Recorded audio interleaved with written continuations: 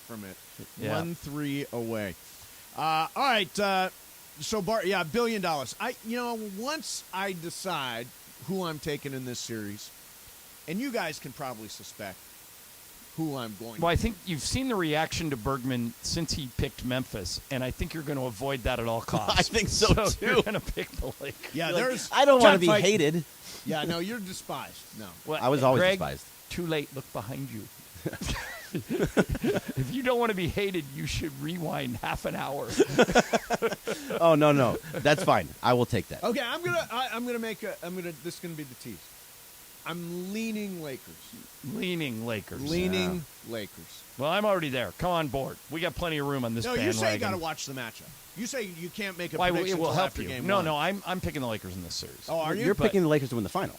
Well, how much? Let me think. Play-in games don't count towards your playoff record, so it's 7 games, 7 games, 7 games, 7 games, right? Yeah, so you need 12 wins. 16 wins. 16-0.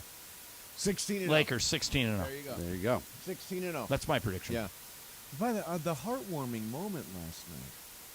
Oh, the heartwarming moment. I saw the picture of you. Me and Dave Miller and made Coach up. Dave yeah, Miller. the only beef now that exists in the universe is you against Steve Hartman. Yeah, me versus Hartman. Yeah, Dave and I are good now. Yeah. Now, Bergman, isn't that... Although, I got to tell you a funny story about that. Okay, good.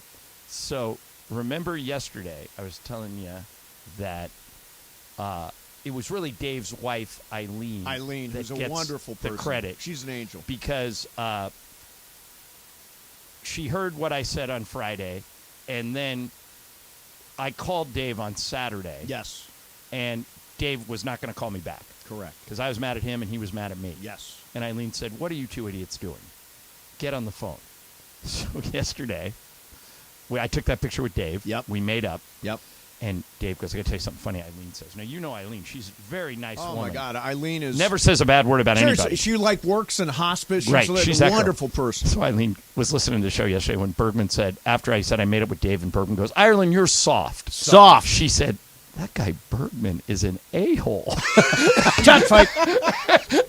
I had never heard Eileen even swear. Don't you want people to get along, Bergman? Don't you want people to get That's along? not fun for me. No. No, he wants conflict. Yeah. Conflict. Like, Yeah. he goes to the Chris Morales School See, of Radio. you're a very He nice wants guy. beef. You're a very nice guy. I've always gotten along with Dave. It's just a weird world where you and he don't get along. So I'm glad that worked out. Yeah, it's all worked out. Me and Hartman, never. See, that's not soft. It's a take. It's my take. Me and Hartman, never. Never. And apparently there was conversation, like Cappy was texting with Hartman. Yeah. Yeah, maybe we'll get a reconciliation. Cappy said there's a lot of history, is what Steve Hartman said. That sounds. A lot of history. Yeah, I don't You see want me to either- text him and I ask? don't see either one of you guys backing down from this. No. We'll see. Absolutely not. All right. I want to ask you. This is just totally random. Okay. Totally random. Okay. There's a huge pizza festival coming to downtown LA Live, April 29th and 30th. It's called Pizza Fest.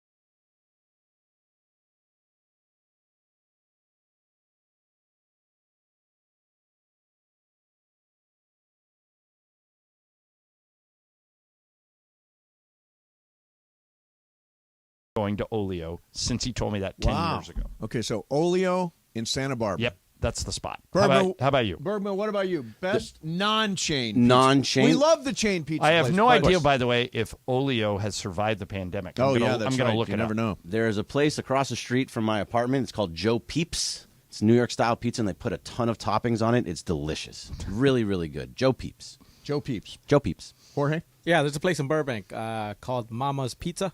Oh, that place is delicious. They have wings, everything from pizza to wings. Mama's Pizza in Burbank. Olio's still alive and kicking in downtown Santa Barbara. And for me, the reason I brought it up is I want to give a shout out to this place to make sure it's doing well. Is Prime Pizza. They got like 6 locations, and they're fantastic. It's New York style. It's fold-over style, the way you like in New York. So that's my plug for Prime Pizza. Bill Ness says Casa Bianca in Eagle Rock is a spot. Yeah. Here's, by the way, Dave Miller just texted me. He says Ireland is the only one on the station who knows basketball. It's because I got mad at him because he texted that to you. Correct. Yeah, but here's the better one. For the record, that is the second time in 39 years of marriage I ever heard Eileen curse yesterday about burgers. Don't I bring out the best in people? Yeah, I love really it. do. By the way, Michael Thompson texted me pictures of you and I Dave know. Miller. Yeah, that was the makeup pictures. Yeah, I got the pictures. We hugged They it were out. Very nice. He's also kissing your cheek. How did that feel? Fine. fine. Yeah, it's fine. It wasn't a. I'm a hugger. Yeah. Yeah, Since everything, when? Everything was good. Well, I just never hug you. No, well, I don't need to hug you. So, Ireland, you raised a really good issue Strikes me as strange. about Paul Pierce. Yeah, let's talk about this because I'm not sure what the answer is. Yeah, so Paul Pierce got in trouble. We'll tell Got you fired. Got fired, and now does it make Well, sense? he's asking this question. Yeah, What did I do wrong? yeah. And we'll tell you what he did, and you guys can tell us if you deserved it. Mason and Ireland, 710 ESPN.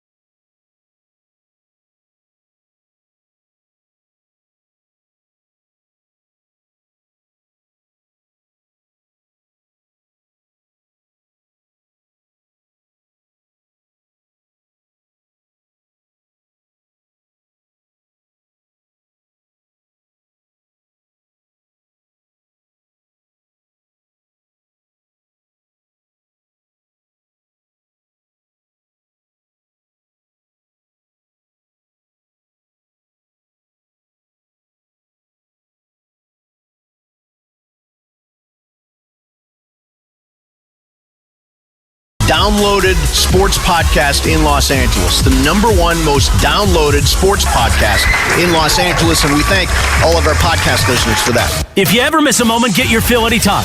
Just search Mason and Ireland wherever you get your podcast. Remember last week I was talking about the big bumps I have in my street? Yeah.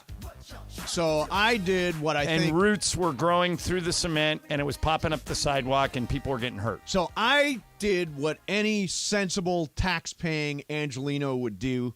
I reached out to my council person. Any luck? Not a word. See, I took pictures. I took video. I sent it all to the council person. If Tom LaBonge was still alive, he would have had that street cleaned up the day you sent that stuff. Everybody, well, see, we're so polarized politically now that I don't know if politicians even answer their phones. Tracy Park is my council person. Come on, Tracy, get to stepping. At least respond to my email. All right, so Paul Pierce got in trouble, what was it, maybe 2 years ago? Yeah, now here's the backstory on this. Paul Pierce was fired by ESPN in April of 2021. Matter of fact, exactly 2 years ago. Okay. After videos of Pierce partying went viral on social media. He was this week on an I Am Athlete podcast. Okay. And he was explaining what happened. He recorded himself via Instagram Live while playing cards with friends, smoking weed, surrounded by exotic dancers. Okay. Here's what he said, quote, "I got fired for what? I got fired for having some entertainment. I'm playing cards. It's my boy's birthday. It's girls dancing. We blowing some tree. What did I do wrong?" So I put it to you, Mace. What did he do wrong? He was off the clock. Yep. He went on Instagram Live. Yep. Smoking weed, playing cards, exotic dancers in the room. Fireable offense or no? So here's what he did wrong. He did it publicly.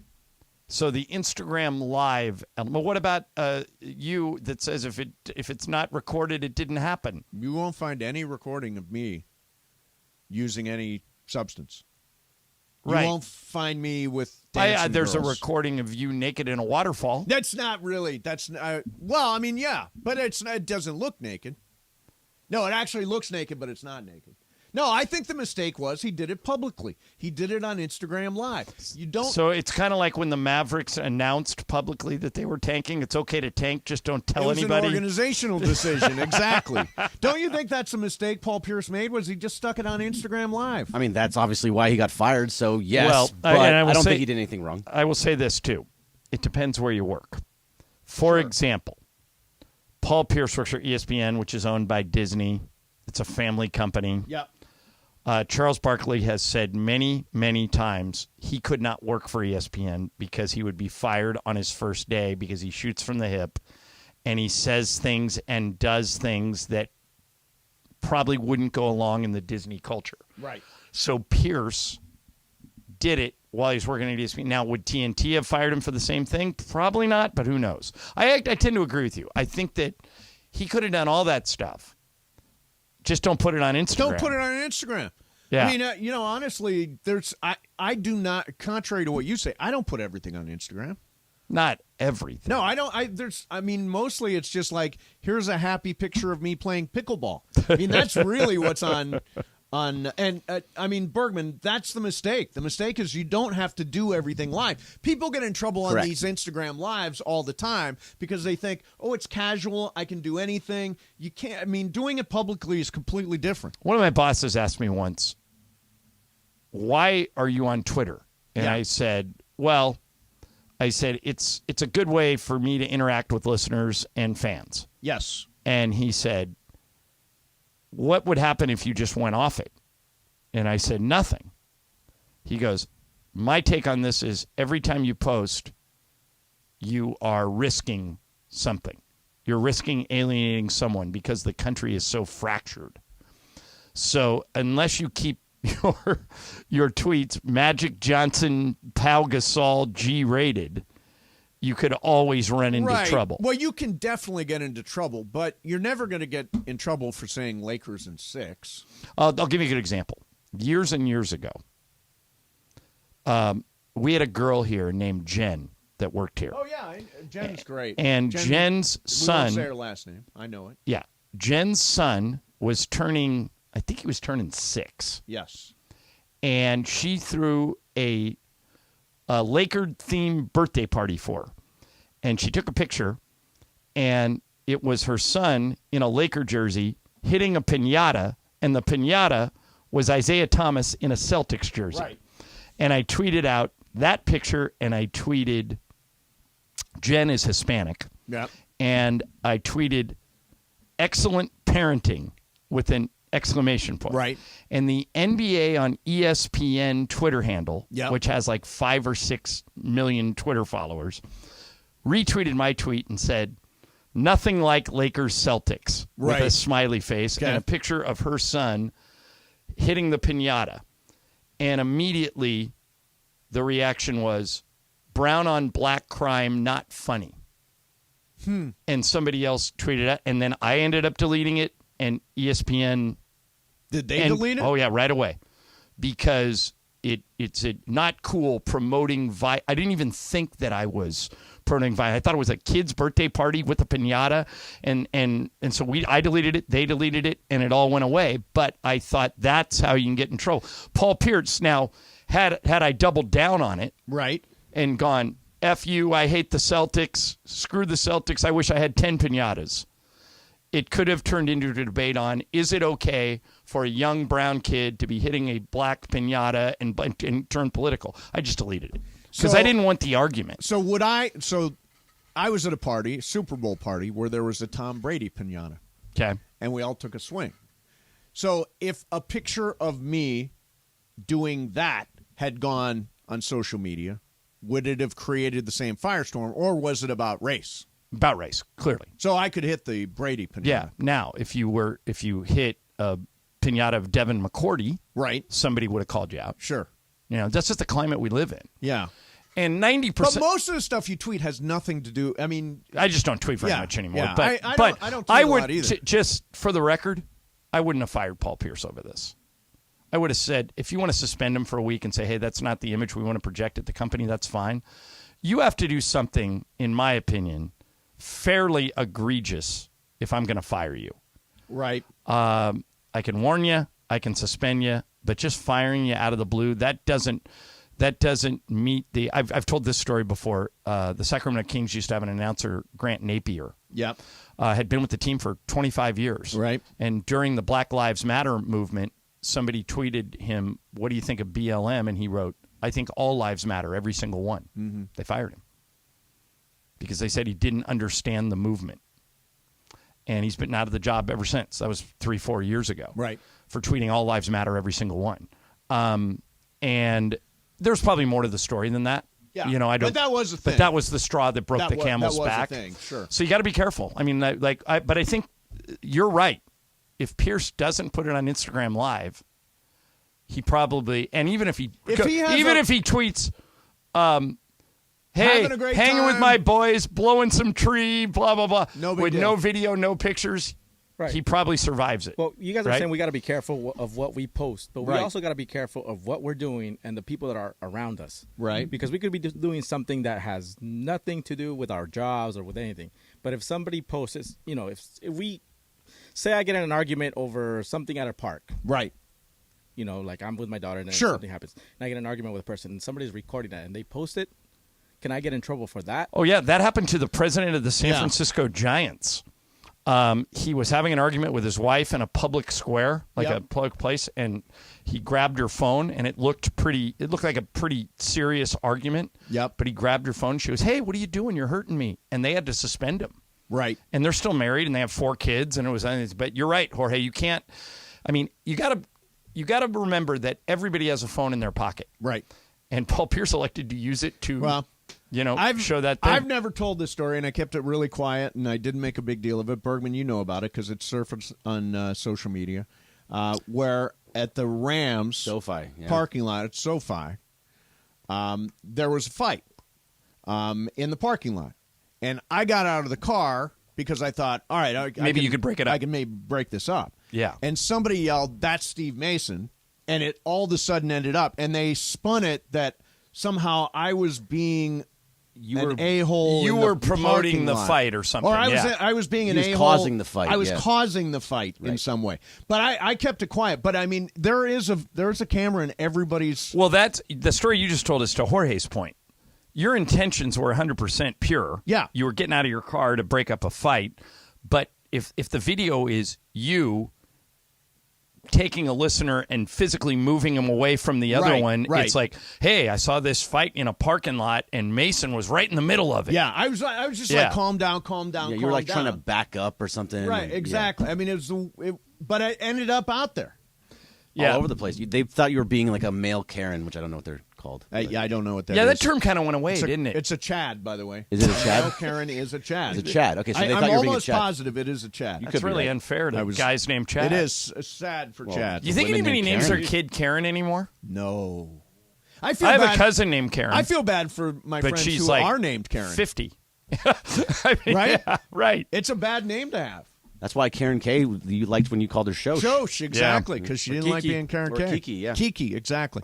All right, coming up next for you, let's do this thing. We'll do some Dodgers. There's one particular Dodger. Yeah, they didn't score any runs last night, did they? One particular Dodger of extreme concern. We'll do that coming up next. Hey, when you're injured in an accident,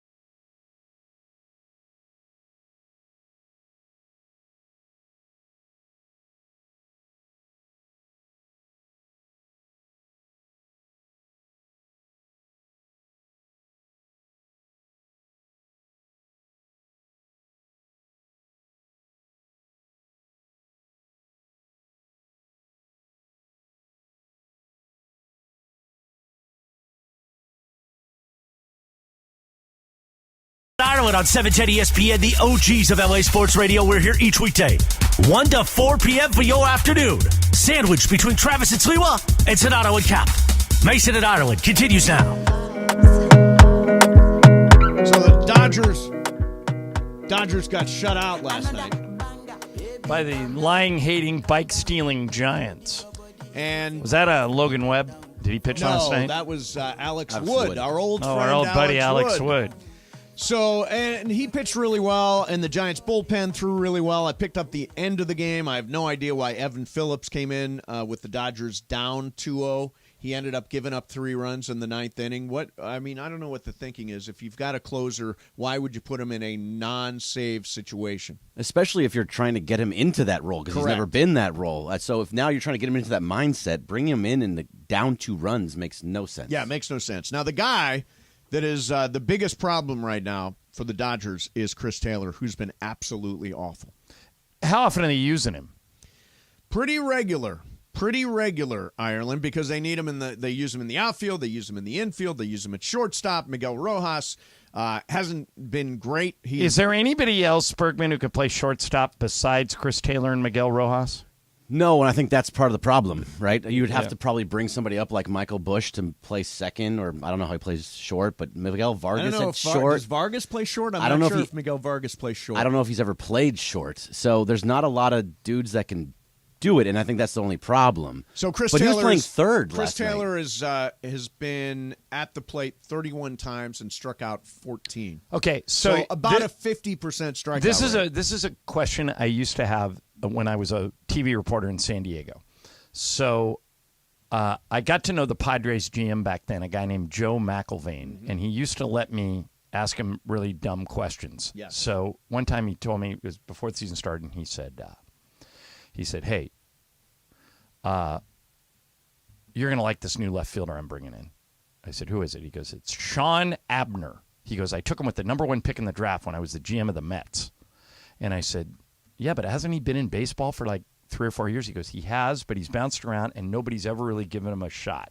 Okay. And my question to Joe was, I said, so what's a shot?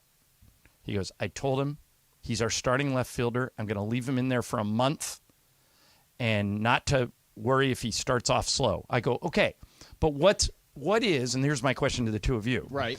What is a reasonable sample size to give a guy to get back on track? And this is kind of the Cody Bellinger question, because Bellinger for the last 2 years, the Dodgers kept trotting him out there. Yep. And he just never got it. So you mentioned 31 at-bats so far, right? 14 strikeouts. Greg, is 100 at-bats enough? If you give a guy 100 at-bats and he's not hitting, do I cut bait on him? Is 200 at-bats enough?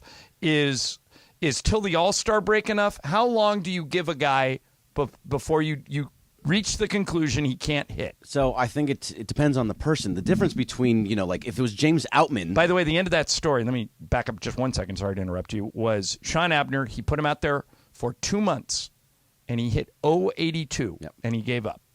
Yeah, I mean, you Joe kind of gave have up. to. So I think that makes a difference. He was in the league for 3-4 years, right? Cody Bellinger was in the league for a little while. Chris Taylor's been in the league for 8 years and has been a part of this team for a long time. And you can see when a swing is broke. Right, and you can. Like if it was James Outman, you give him time. You give him 2 months. You let him do his thing. But because Chris Taylor has consistently struck out a lot over the last 3-4 years, he's been right around this strikeout percentage for most of his career now. You don't expect it to just magically change. So I think the time frame actually right gets now, smaller. 31 at-bats. What'd you say, Mace? 14 strikeouts? I think you give him the middle of May. Tops. And then if he's still not hitting, you just give up? You put him on the IL, have him do some rehab assignments. You got to. Because you can't send him down, right? He's been in the league too long? He's been in the league too long. Yeah, no, I mean, he's probably out of options, as they say. But I think the Dodgers need to be looking at shortstop options. They do. Absolutely. They really do. Miguel Rojas, plays it defensively well, but just a guy. Yep. You need a plus player at shortstop. And really, it's your guy Gavin Lux. Him being hurt really changed the whole thing. That was the guy they were going to give the position to. Yep, everyday shortstop. The other thing that bothers me about this team is everybody is being aggressive on the base paths. Like, for example, Sunday against Arizona, Diamondbacks stole 5 bases. San Diego pushes it in terms of stealing bases. The Dodgers, I think, have got 2 stolen bases. Yeah, both by James Outman. By James Outman. Yep. They don't really have guys who run either. There's no Outman runs. Yeah. Outman can run. But who else? But who else is going to steal bases for you? Who else is going to put pressure Mookie? on opposing pitcher? Yeah, Mookie. He can, but why is they Mookie don't. not stealing bases? I mean, because I guess he doesn't want him to get hurt, or it's not the right time. I mean, he walked 3 times last night. He had opportunities. Yeah. I mean, I think this is a very, very flawed Dodgers team. So far. They've only played, 15 games? Yeah, but I mean, realistically, they don't have the depth that they had in years past. They don't have the depth in terms of rotation. We'll find out. I think it's Syndergaard tonight. Kershaw tonight. Tomorrow night, Syndergaard. Syndergaard's had one good start, got blown up the other time. Yep. You ever hear the Leo McGarry baseball analogy? No. From the West Wing? No. All All right. Somebody else said this, but Aaron Sorkin stole it. Right. He said, baseball's a long season. Look at it this way. Every team is going to win 60 games, and every team is going to lose 60 games. It's the other 42 that matter. So you don't want to overreact after 15 games. Greg, I would say this thing with Chris Taylor is you run the Bellinger curve. In other words, you hit him at the bottom of the lineup. That is where he is. You give him DH things so he only has to concentrate on hitting. He's not in the field, and if that doesn't work, you put him in the field. I mean, you try everything before you give him. But you wouldn't waste him in the DH spot. Yeah, but he's there to play shortstop or second base. How's his fielding been? That's fine. Fine. He's a decent fielder. He's not a plus fielder, but he's a decent fielder. But do you think that overall they gave Cody Bellinger too much time or the right amount of time? No, too much. Too much time. But he was there because of. But here's why his defense. His defense. And here's why I was okay with it. 3 years ago, he won MVP. Yeah, so Chris you know Taylor it's didn't. in there somewhere. It's hard to give up on a guy that won MVP, helped you win a World Series, and then just stopped hitting. I can't even remember anybody else ever. Chris Bryant. But Chris Bryant fell didn't, off huge. But Chris Bryant didn't hit under 200, did he? Like Cody did? Chris Bryant has bounced around now like crazy. Where is he now? Colorado. Yeah. Okay. Yeah. Jorge, you got that thing? Okay, so before we get to What's Up, Foo, Kornheiser and Wilbon are on PTI today, and the question they just asked is, how should the Lakers feel after that shaky win last night? Here's what they said. How should the Lakers feel after just beating a team that you say repeatedly is stupid? Tony, it's amazing what I'm hearing today from many of my colleagues and friends all over the airwaves as they make excuses for the Lakers, as they tell me how great the Laker defense was late that allowed them to climb back in a game. They trailed 80-65 in the second half. What? What are you talking about? The Lakers had every advantage in front of them. You mentioned the absences from the Minnesota lineup. Karl Anthony Towns gets 5 fouls because he's got to play both positions because Rudy Gobert has punched his own way into a suspension. And so Karl Anthony Towns is gassed, has nothing left in the fourth quarter. Okay? But yet the Laker great defense, they can't even get the damn ball in bounds twice.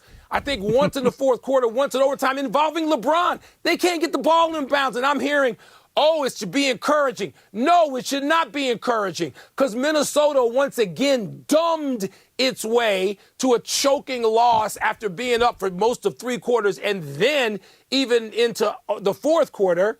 And the Lakers could barely take advantage. You've got to be kidding me. I was ready to say, I said yesterday, the Lakers could. They look like healthy. Davis and LeBron, they could go to the final. No, they can't. They can barely beat that team at home in a playoff game, essentially. Stop. Don't want to hear the excuse making. Yeah, Mike, it is a friggin' snapshot in time, man. It was one night they've won and they 10 won. of 12, and they won the game, and they scrapped back into it in the final 17 minutes. I mean, Minnesota turned the ball over 11 times and scored 5 points. That is great defense. And I know we're in the hot take business, but that, I mean, if they lost the game, then I would take all that with a lot more credence. Yes. But they figured out a way. In the playoffs, it's all about figuring out a way to win. Yeah. And it's not always going to be pretty, in particular with a team that goes to the free throw line as much as the Lakers do. Let's see how it looks Sunday. That doesn't mean they're not going to get beat by Memphis in this series, but it certainly doesn't mean they're going to lose it. Well, Bergman says yes, they're going to lose Yeah, it. but what does he know? It's so funny. Like I want them to win.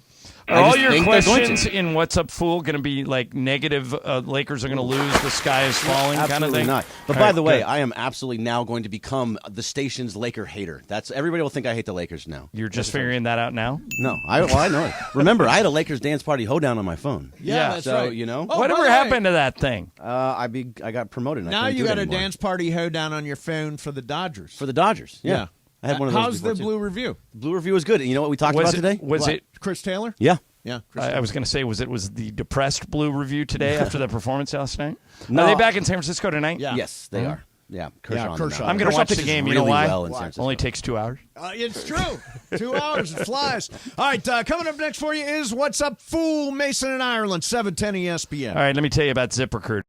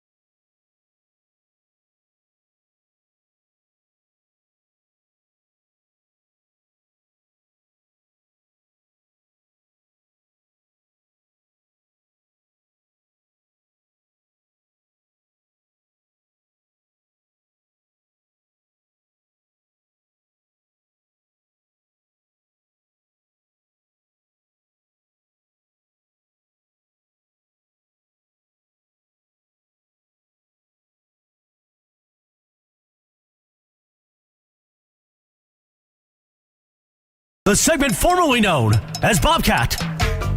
It's time for What's Up, Fool? What's up, fool? Take it away, Carpet Gray.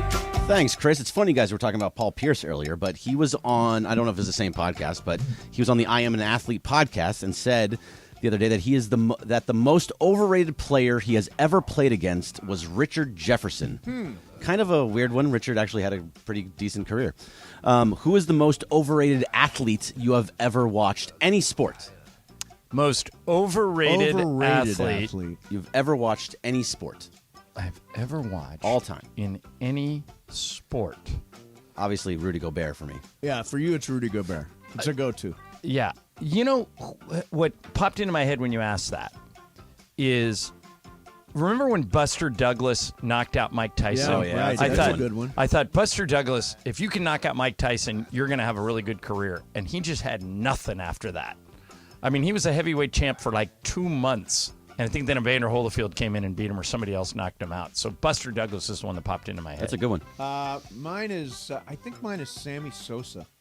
Because you never, that's a good answer too, because to this day, He was using a cork bat early Right. in his career, and then late he was juicing. Yeah. I have no idea if Sammy Sosa can hit. The one thing about Mark McGwire, and they obviously, Yeah, Mark dueled McGwire for was the a home run star title. in college. Mark McGwire hit 54 home runs as a rookie. Sammy Sosa was just a guy and developed into this guy who had 60-plus homers in a season. So I would say Sammy Sosa. All right, that's a good one. All right. What's up, Foo? So the Mario movie is a massive hit. Yeah. Chris Pratt as Mario, on the other hand, not great. There's some discussion around big named actors being voiceover talent on So cartoon is it movies. strictly a voiceover role for Chris Pratt? Yes. Yes. Okay. I mean, it's a cartoon, so Yeah, it's Okay. animated. So on cartoon names, but back in the day, it was always someone you didn't typically know who they were. They were just voiceover talent. So which do you prefer, a big named actor or an unknown voiceover talent? Can I tell you guys something? Yep. I have a secret dream Okay. that one day I'm going to get one of those really cushy voiceover gigs. So much money. My buddy Richard Schiff, who I play golf with, the guy from the West Wing, told me that Allison Janney, she does those Kaiser Permanente ads, said she could just live off of those. Like, she wouldn't even have to act anymore. I mean, she's like one of the best actresses alive, so she probably will continue to act. But this was like when she was doing West Wing and I, Tonya and Mom and all those shows. On the side, she was doing Kaiser Permanente ads, and she would record spots like once a week. So, Greg, I never poo-poo any voiceover work, whether it be in a movie, in commercials, because secretly, I really want to do it. Right. But like, I've never been able to break into it. But you like the movie Up, right? Loved it. yeah. So, but would you prefer that those were just? By the way, do you remember who voiced Carl I can't think of Fredrickson his in Up? name right now. It Yeah, was Ed Asner. It was Ed Ed Asner. Asner. Yeah. So big time name. Do you remember who voiced Lightning McQueen? Yeah, it was. Owen Wilson. Owen Wilson. Yeah. Do you guys know who did Larry the Cable Guy? Yeah, it Oh, was no, Larry no, the Cable. no, It was no, Larry no, the Cable no, Guy. Yeah, I screwed that up. Exactly, Larry the Cable Guy. Do you guys know who Sally was in the Cars movies? You know her personally. Yeah. I don't know. It was Bonnie Hunt. Oh, right. Yeah. So Bonnie all Hunt. big time names. Yeah. But like back in the day, like the Robin Hood movie, I'll tell you, here's why it happens. Disney Robin Hood. Here's why it happens. It happens because then Chris Pratt or Bonnie Hunt or whoever it is can go on talk shows and talk about the movie and promote the movie. That's why they use name actors. And generally speaking, they use name actors. Like if you look at, like John said, Cars, Toy Story, they're all Toy people Story that we is know. Tom Hanks and Tim Allen. Of course. I mean, those guys have been stars of regular movies. So I just remember when I was watching Disney movies back in the day, and I didn't know who the actors were. Yeah, I got you into liked the it actual. better? I liked because I got into the character. Now a lot of times I hear this Okay, person's voice. I so- hear Chris Pratt's voice. I forget how old you are, but did you watch Cheers 39. growing up? I did. Okay, so the George guy Wendt, yeah. No, the guy who played Cliff Clavin Yeah. is in every Pixar movie. Yep. John Ratzenberger. Yeah, and he's in all of them, and just does. I mean, that's been his career for better part of it. If Mace, how easy would our life be if we were just doing? You would love it, man. You would be in sweats every day. It'd be fantastic. I don't know why I'm not doing voiceover, to be honest with you. You should. Yeah, hey, somebody out there, we live in Hollywood. Somebody out there that's writing a movie, hire Mason and I to be the voice of your cartoon. Yeah. We'll do it. We'll do it for we'll give you a deal. Sophie could do it. My dog Sophie. I could do my Sophie, hi. I could do my old guy voice. Yeah, Sophie, get out of my chair. Damn dog. All right, so take it all away. Which do you prefer, though? I prefer Both. there to be names. Yeah. You prefer the names? Yeah, I do. Okay. I Jorge, do. do you care one way or the other? Then you'd rather have a no-name actor do it? Yeah.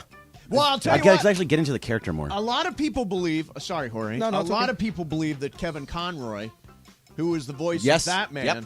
is the best Batman there ever was. Yep. Because he did the animated He version. did the animated version. Not a big-time name. And not a big time name. By so the it way- does work either way. Best Batman ever, Adam West. Oh, come on. Michael Keaton. Christian Also, Bale. to your point, Greg, there's a guy who does Mac, who does Ham on all these Pixar. I don't even know his name. No, that's Ratzenberger. Oh, that's it. Okay. Yeah. Yes. Yeah. I don't That's even know his the guy I name. was talking about. From Yeah. You ever see Cheers? No.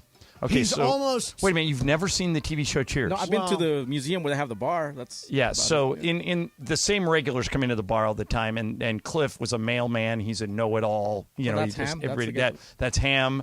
That's Mac. Mac, the truck, The Caterpillar, By the way, what's- okay, yeah. so because Cars was my kid's favorite movie growing up, Do you guys remember who plays who voices Lightning McQueen's agent? No. Jeremy Piven. Yeah. Oh, Jeremy Piven. Do you guys remember the two guys that announced the big race at the end? Who the announcers were? Dale Costas is Earnhardt. one of them. Bob Costas and Darryl Waltrip. Yeah. Were the guys who did it at the end. By the way, And then you guys know who played the Hudson Hawk. No. I mean, I forget who it is. I knew Really? at the time. Yeah. I It was just Paul forget his Newman. name. Yeah. Paul Oh, Newman. was it really? Yeah. Wow. Doc Hudson. Wait. Yeah. Yeah. Right. Yeah, Doc Hudson was Paul Newman. I mean, I get it happens. It just, I feel like you hear their voice more than you hear the character a lot of times. Oh, you forget. Now, are people really bagging on Chris Pratt? He didn't really do an Italian accent, apparently. No. Mario's supposed to be He's- Italian. yeah, right. Italiano. He's Chris Pratt as Mario. Yeah. We've had Chris Pratt on the show. Do you remember why? No. I don't remember Did you really? having Chris Yeah. Pratt on the show. I What wasn't did we here have for him that. on for? Amanda was producing us. Okay.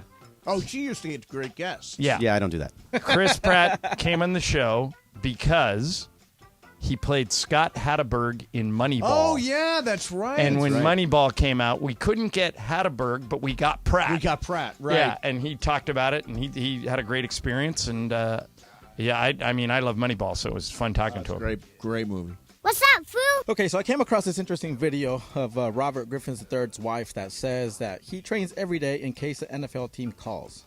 Does he really have a shot to come back in the NFL? How old is he? Did you look it up? No, I didn't. I'll look it up. The answer is mostly no. But he trains every day. Like, why? It's one thing to be in shape, and then it's another thing to be in football 33. shape.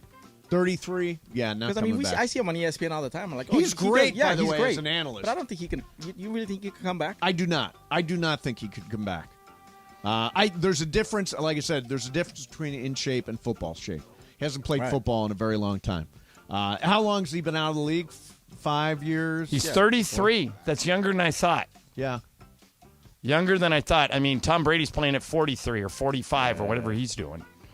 But probably not. But his RG3's game was his legs. Yeah. Does he still have his speed? No, because remember his knee injury. What was it? Leg Right. injury? Yeah. He That didn't so tear an so ACL if or he he's got if he's bad. just a pocket passer, I don't know if it works.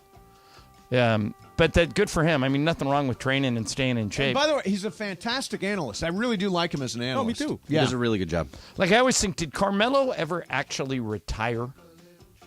No, I think No. I think so. So, but he They just didn't. stopped playing it. I don't think signing he him.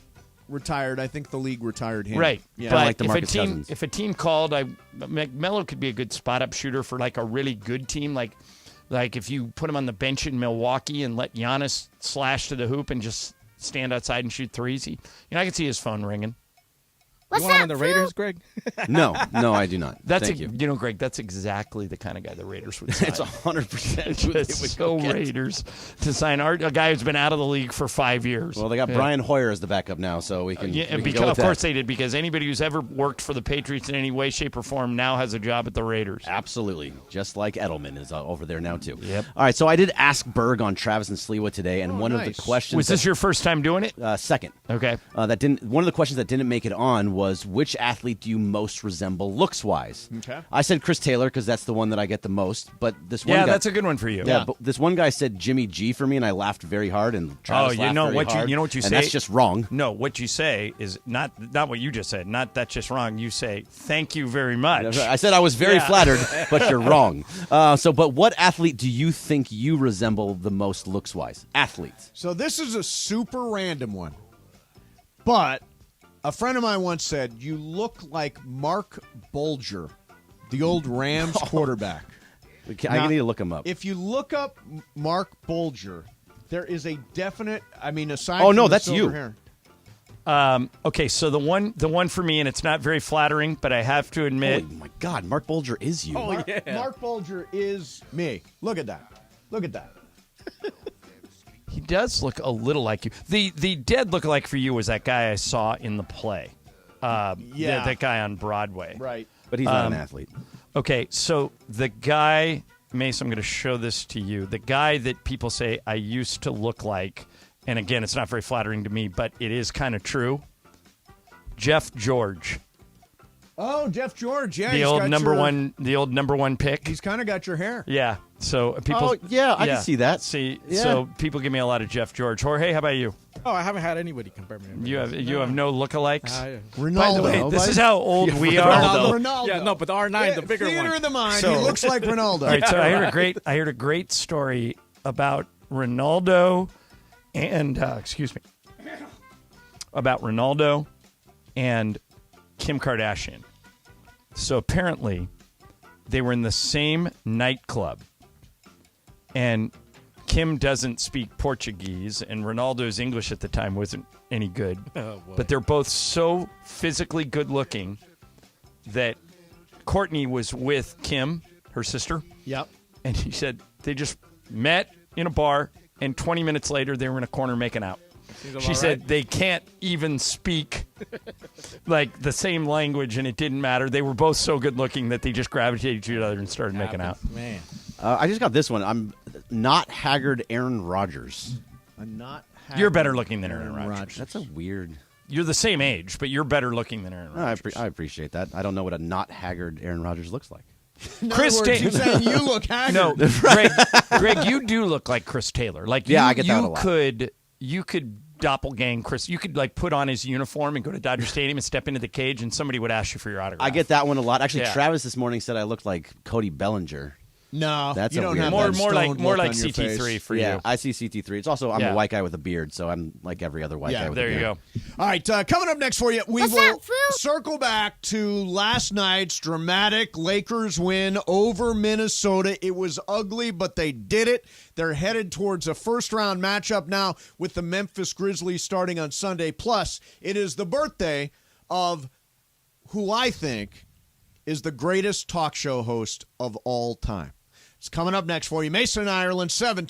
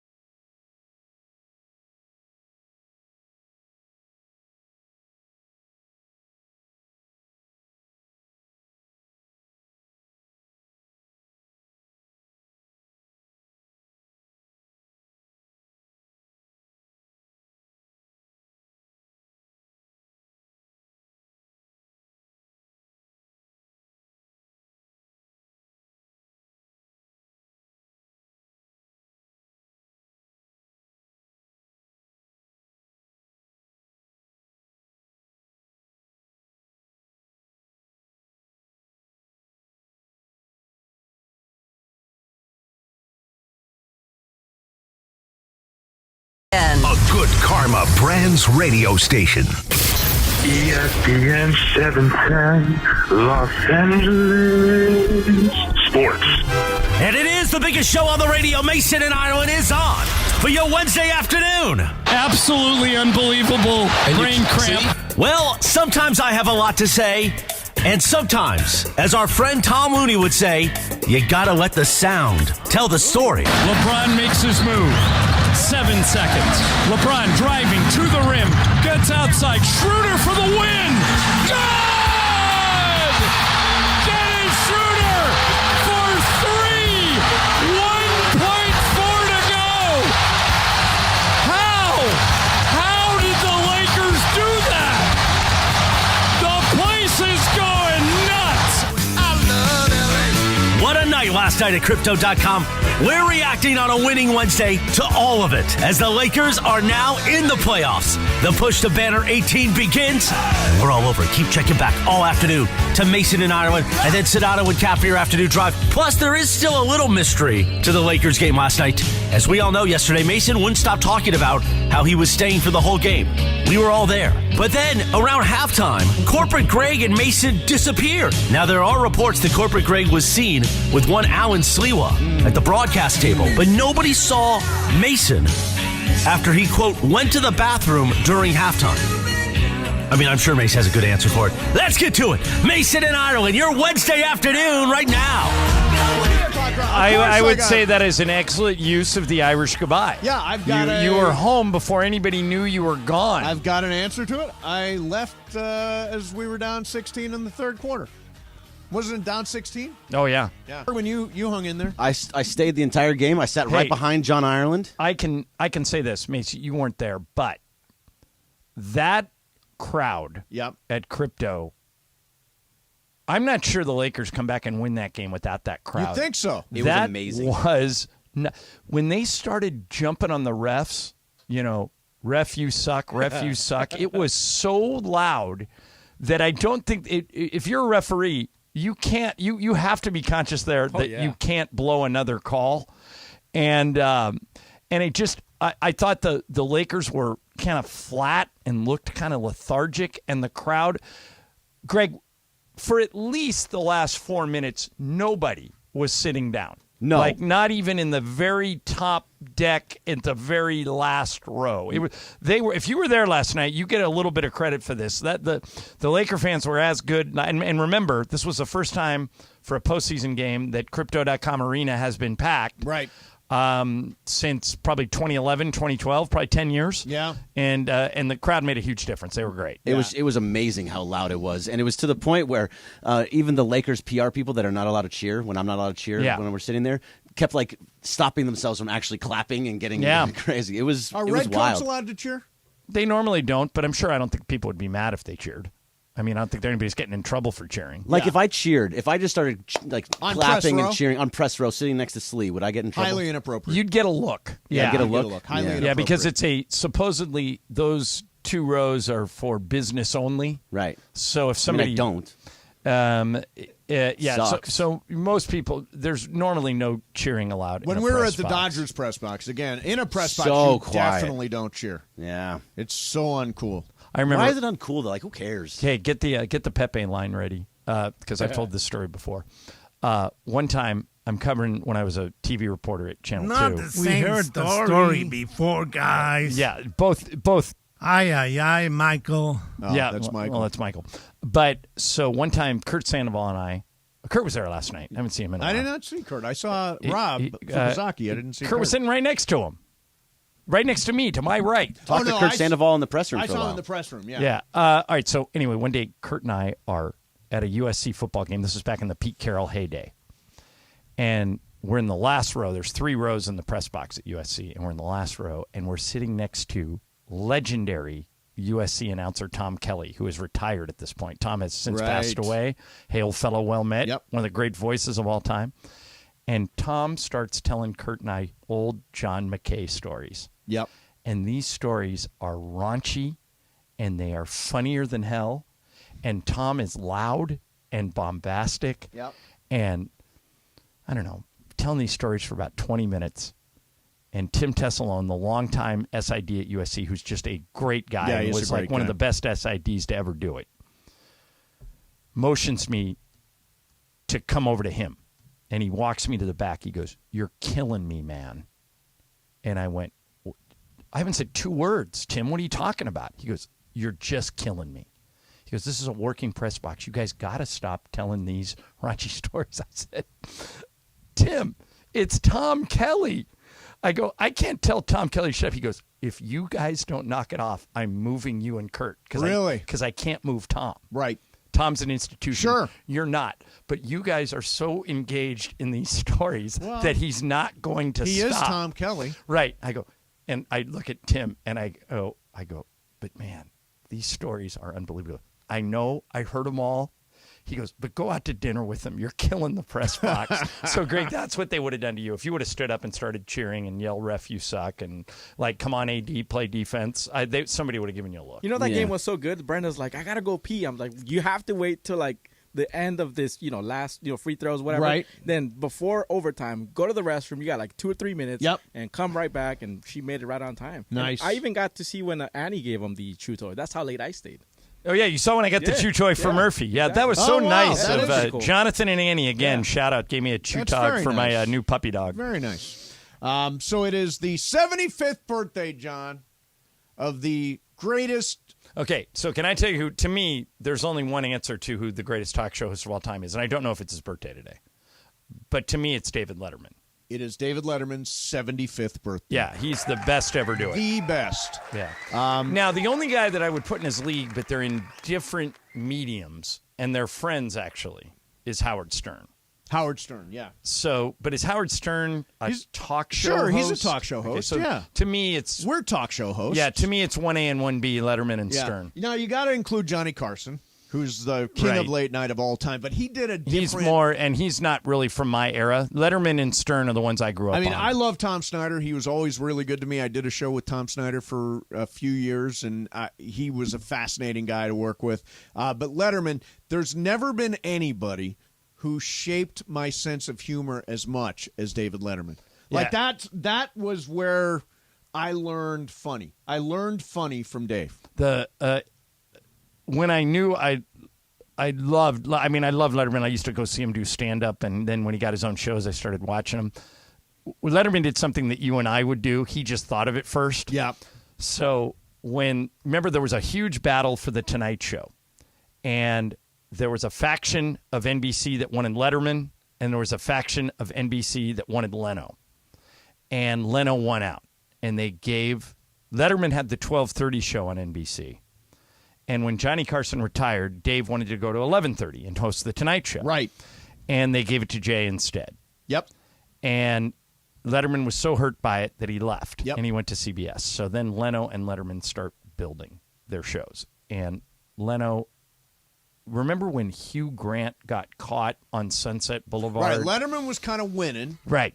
And Jay Leno was running second to Dave. This was shortly after Dave got to CBS. Right. And then the Hugh Grant thing happened, and Jay got Hugh Grant. Yep. And he passed Dave and was number one for about 6 months. So Jay took a huge billboard out in Times Square that said, "We're number one," with a big smiling face of Jay Leno. And rather than react to it or do anything about it, Letterman rented the space next to where Leno took his picture. Right. And put up a picture of himself smiling that said, "We're number 3. Yeah, yeah. and it just made Leno look dumb. Like it made Leno look like he was boasting that he was number 1, and Letterman just smiling saying, "We're number 3." In fairness, Leno won the rest of the time. Right. Leno was number 1 in late night the entire time Dave was there. But I learned a lot about this reading the book The Late Shift, the Bill Carter book, it's a The Late great Shift. book. And they did a movie later about the Late Shift and stuff. And there were guys in that movie that you knew, Peter LaSalle and people Peter that were LaSalle, in Tom yeah. Snyder's world. And what I learned about is overwhelmingly what determines what people watch late at night is the lead-in. So if you have Hill Street Blues and St. Elsewhere and whatever NBC had back then at the time, ER. I was saying, ER was a big one, yeah. If you're on that network and you have the late night show, most people late at night just leave it on. Right. Just leave on. Like whatever they watch at 10, that's what they're watching at 11:30. Yeah. So Dave worked for CBS before CBS was good. Yep. And so that had something to do with it too. Do you watch local news? No, I worked in it for 25 years, and now I don't watch it at all. Yeah, see, I watch a fair amount of local news. There's so much of it on. If I watch KCBS KCAL because I got a lot of friends over there, and I love Pat Harvey, who Pat I got Harvey to is work the with best. for a long time. But best news anchor I've ever seen. Yeah. I mean, in any capacity. So, and I have a relationship with Jim Hill, so I watch those guys. I watch Channel 11 a lot. Alex Michelson's you a worked friend there. of mine. You know He's a those great guys. guy. I worked there for 2 years. Fantastic guy. They're not doing sports anymore, are they? Yeah, Kyle Kraska's their But is he sports doing guy. it nightly? Or Yeah. Oh, okay. Yeah, he's doing it nightly. Because when Liz was there, she was on like maybe 2 nights a week. If there was a big story, they would use her, but she wasn't doing it every night. So Kyle's doing it every night. Kyle's doing it every night, yeah. Good. Yeah. I know Jim still does it every night. And did Mario Solis replace Fred? I saw Mario last night. Yeah, Okay. he replaced Fred. So they're still doing it every night. Yeah. And then Rob and Kurt do it every night. Yeah, exactly. They've got the biggest sports department, right? Rob and Kurt. Well, Channel 7. they used to, but I don't think they replaced Ashley when she went to ESPN. Right. So they used to be the only ones that had like 3 full-time sportscasters. Right. For years, it was Rob, Kurt, and John Hartung. Right. Oh, yeah. And John then they brought went in to- Ashley Brewer, and that was it. Yeah. You got to take care of your voice, man. All right, coming up next for you, I got to ask you a question about this phrase, setup year. Okay. Setup year. What, Do you know what it relates to? I'm guessing it relates to your favorite football team, but I don't know. We will talk about it next. Mason and Ireland, 7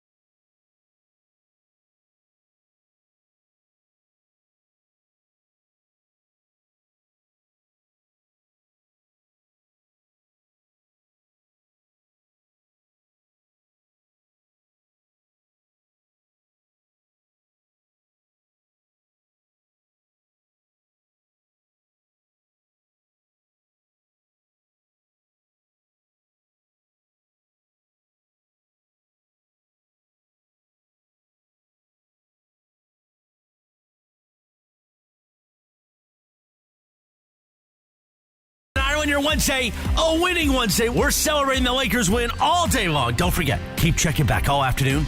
Mason and Ireland right now. Shit Out with Cappy coming up at 4 p.m. And a Reaction Wednesday thanks to our friends at Michelob Ultra. The push to Banner 18 kicks off today.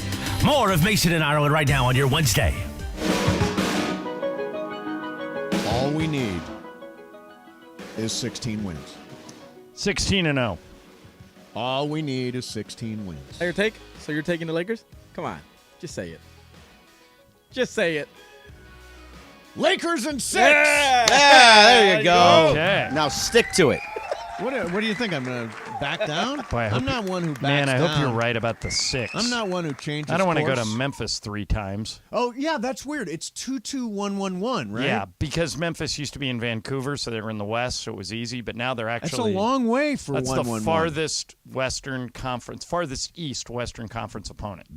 Yeah. We just got unlucky and drew them. It's been such a weird travel year. Even this trip coming up is a weird travel because they want to leave Friday. Yep. Because they want to get acclimated to Memphis, and they're playing at noon on Sunday. So they didn't want to leave Saturday and to just roll right out there on Sunday. They want to give them a night to sleep and get their equilibrium right. And then normally we would play Game 2 on Tuesday. Game 2 is not till Wednesday.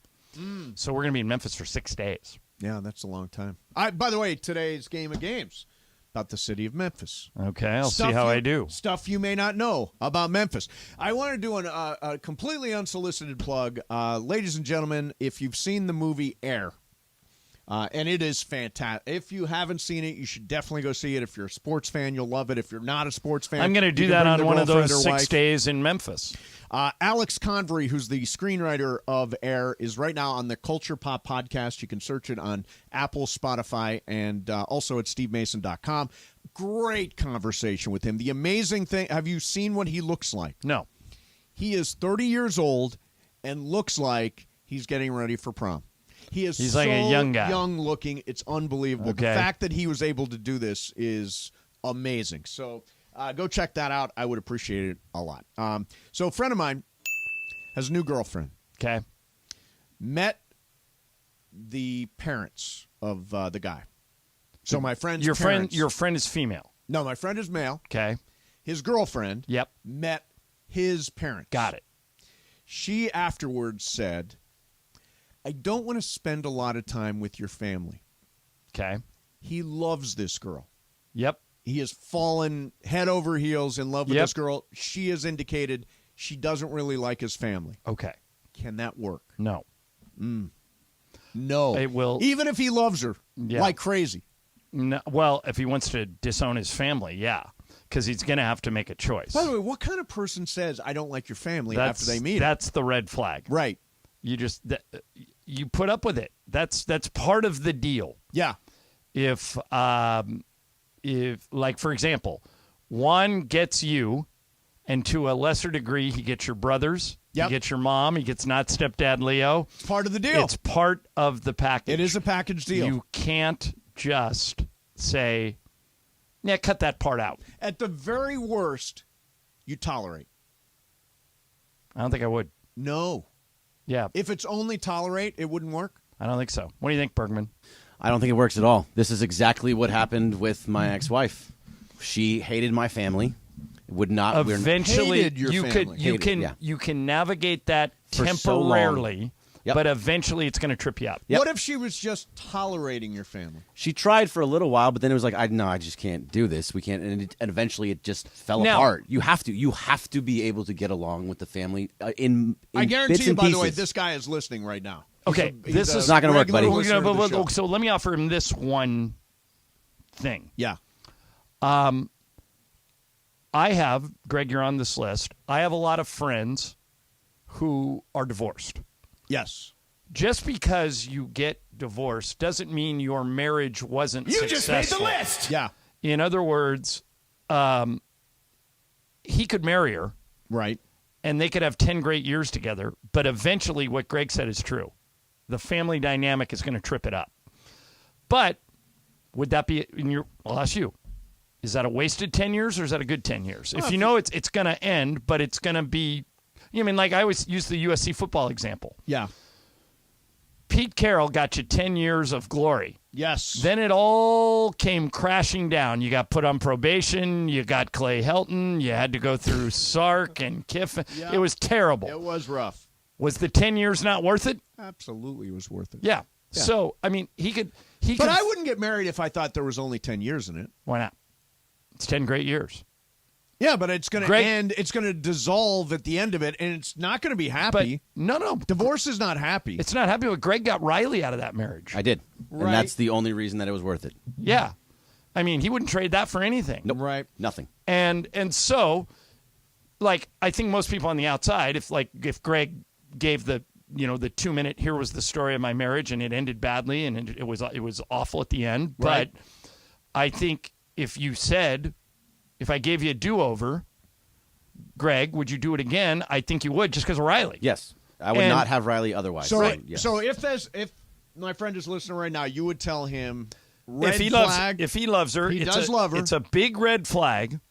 Try and talk to her about it, and just say, hey, I come with some baggage. Right. And that's my family. Because that's what she sounds like she's looking at it as. But if we really love each other, I think we could make that part of it work and try it. But if she doesn't change her opinion, it's eventually going to be the reason they break up. Yeah, see, it wouldn't work at all for me. If you don't like my family, then there's no chance.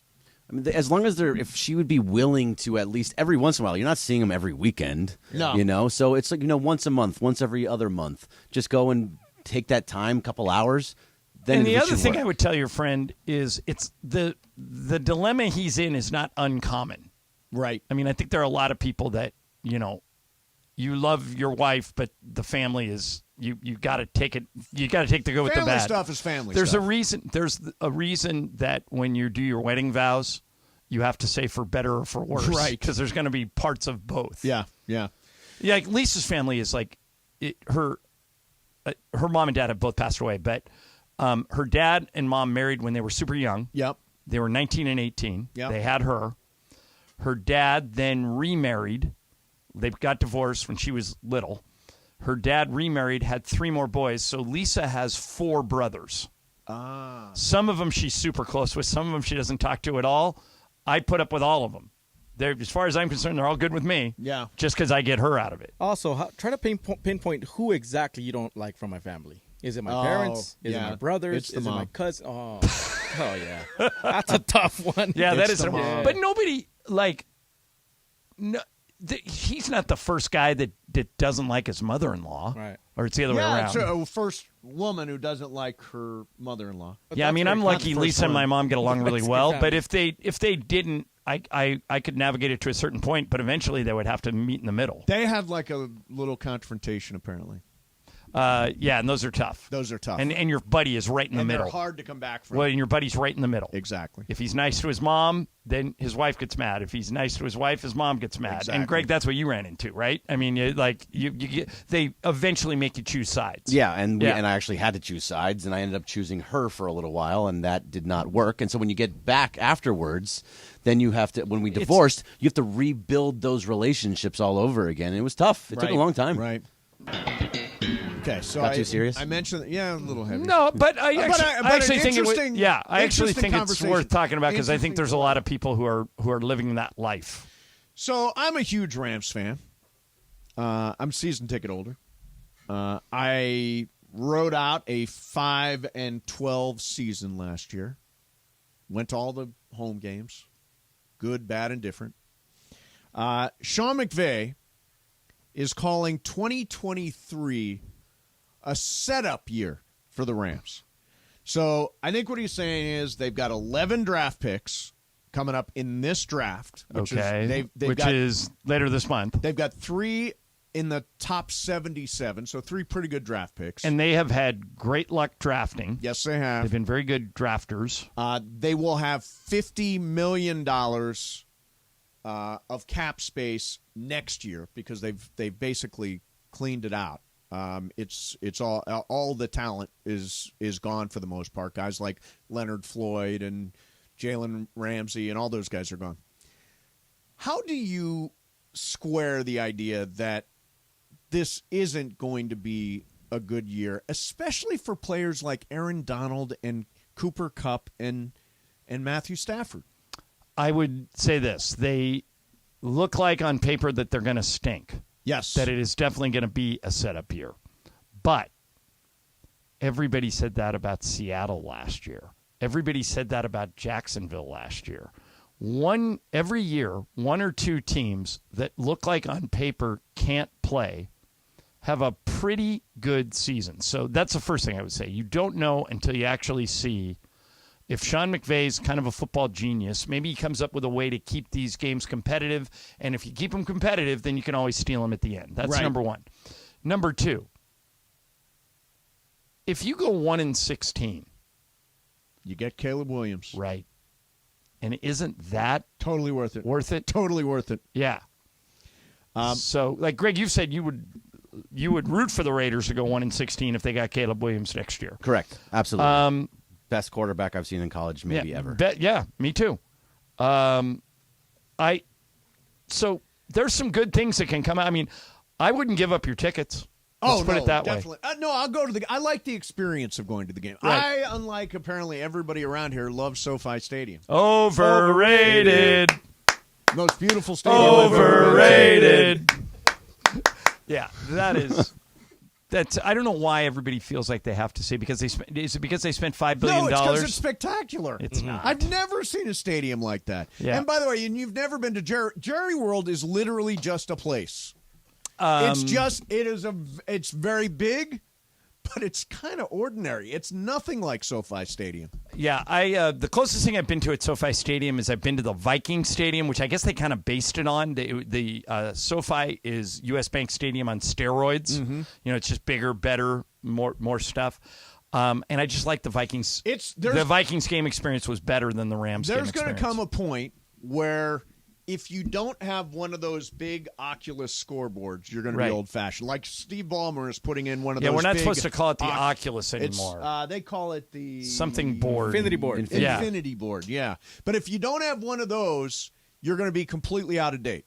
Like they're ultimately going to have to put one in crypto, I think. Like all the way around. Yeah, all the way around. One of those big round score because everybody's getting those things. By the way, Mike Clay, who's a writer, analyst guy, NFL guy for ESPN, says he projects right now the Rams to be the second worst team in the league. Does he say who the worst is? No, he did not. Because I didn't see that far. That's the team that's going to get That's Caleb the Williams. team that's gonna, like, if you're going to be the second worst, just be the worst. Jump in. Yeah, I'd much rather be 2-15 than 8-9. 8-9 might get you in. 2-15 gets you Caleb Williams. 8-9, I don't think you're necessarily a threat. No, Would you don't want to be. Would you don't want to be 5-12. 8-9, you're actually potentially. So would a you rather playoff be team. 8-9 or 2-15? 8-9 as a wild card in the NFC, or 2-15 I just getting don't Caleb think Williams. 8-9 gets you a wild card. I don't think so either. It did last year, didn't it? Wasn't there an 8-9 team that got in? It's possible. So if The I NFC said sucks. 7-10, you'd say 2-15.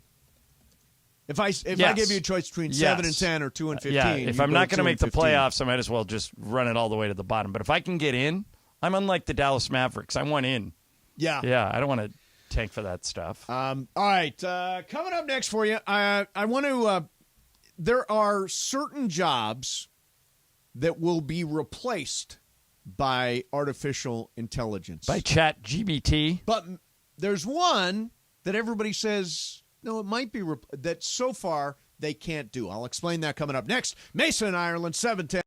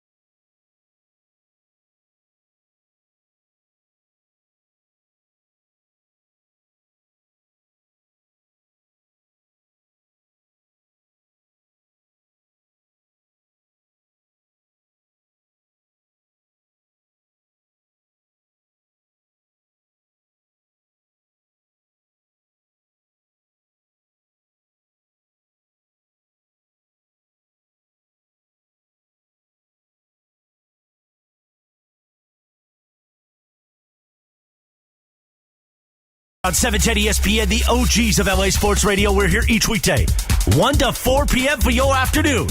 Sandwiched between Travis and Sliwa and Sonato and Cap. Mason and Ireland continues now. That's right.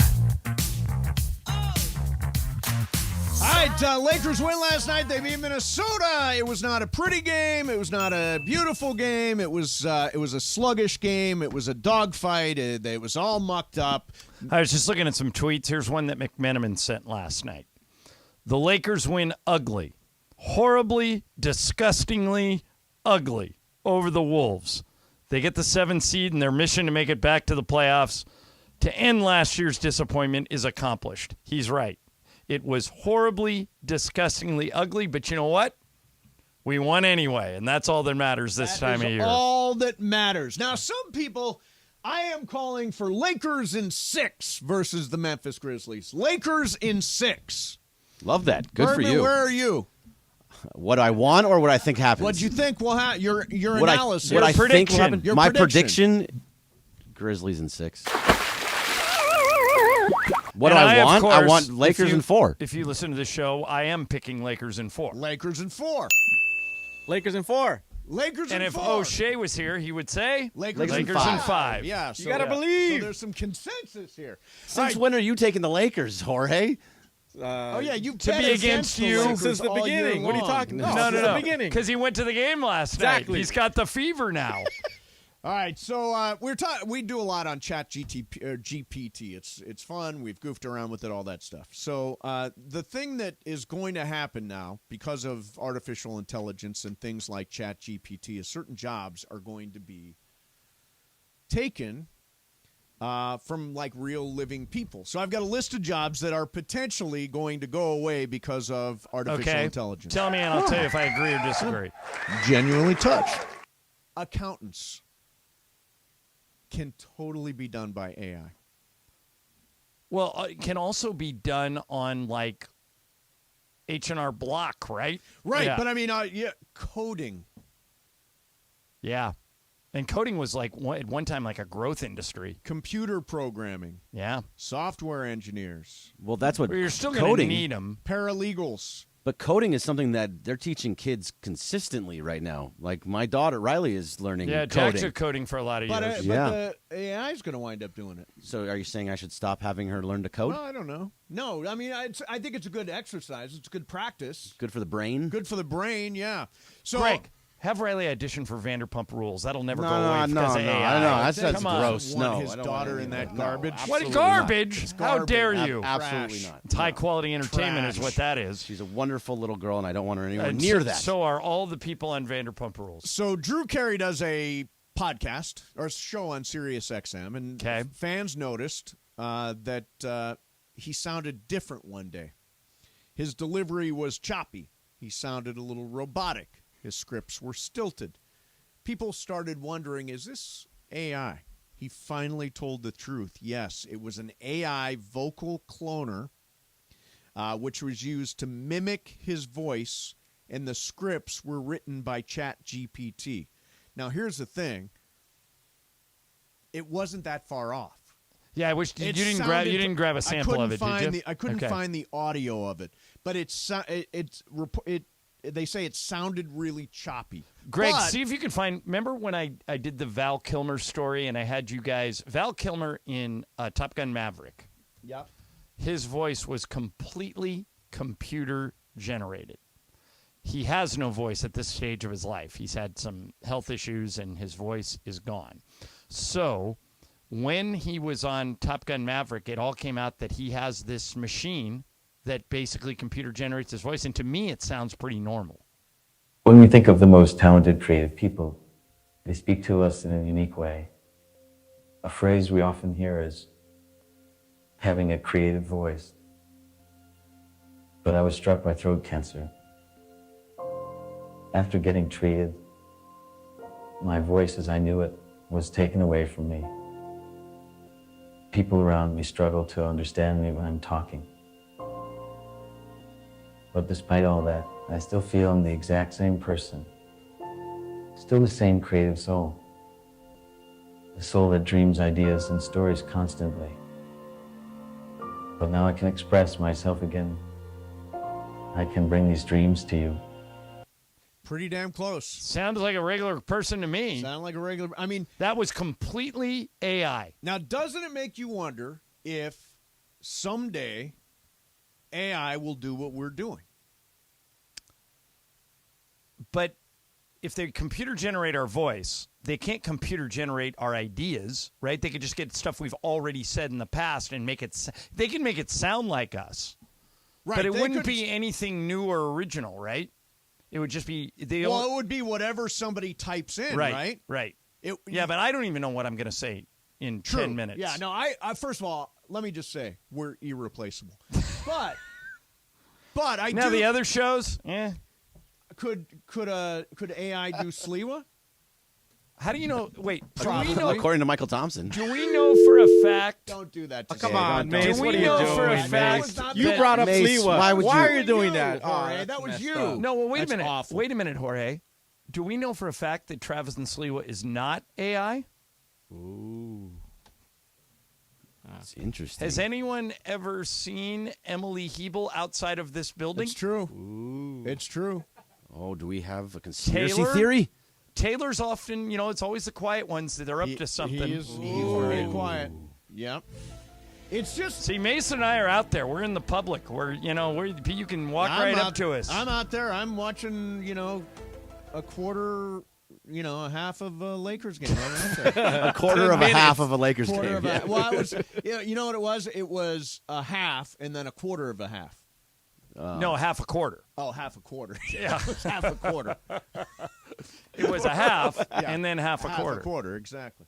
All right, we're going to do some game of games. Lakers in 6 over Memphis. Now, I've got some Memphis game information. Actually, this is good for you, John, because you're going to be in Memphis. There's some stuff I'm going to you be may there not for know. 6 long days. Stuff you may work into the broadcast as you talk about Memphis. Do you guys know anything about Memphis?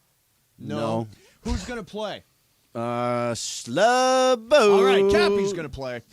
We will do that coming up Slubbo. next. Game of Games, Mason and Ireland, 710 ESPN.